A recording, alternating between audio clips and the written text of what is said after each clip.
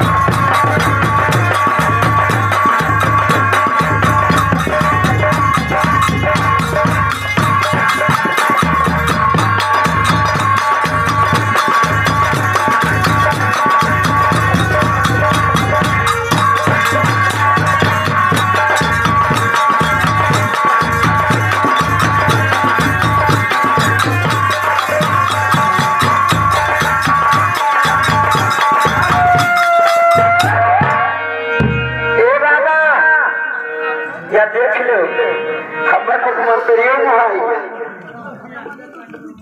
मुख्यमंत्री मुहाई गया क्या बता रहा भैया सुरेश कुमार चौहान हमारे कमल फूल निशान है उनका ये 201 रुपया दे रहे हैं हमारे भजन पर खुश होकर। लेकिन ये बाबा उनका कहना क्या है खाली भजन झंडा वाला हेलो ये भैया कहाँ कहीं थे अरे वही है अरे ठंडा ना चली अरे गरीब फूल वाले झंडा है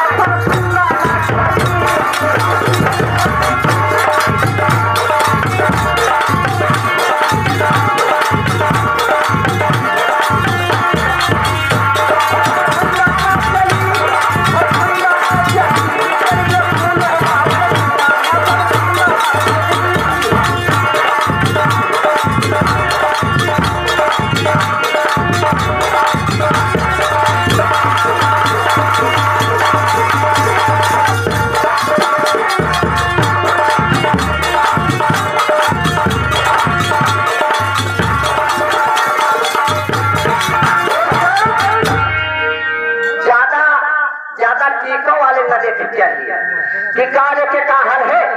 ऐसे पंडा जिससे जैसे हम पंडा लगा जाने थे कि हमें बहुत जगह काम में पंडा पंडन के हाल लाई जान को अरे जैसे खेला पर कई अंडा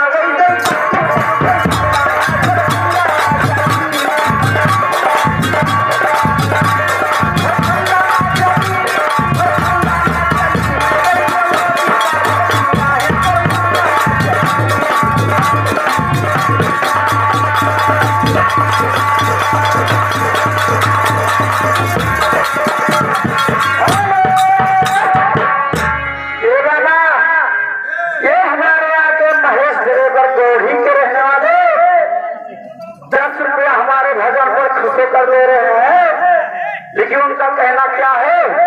खाली भजन भैया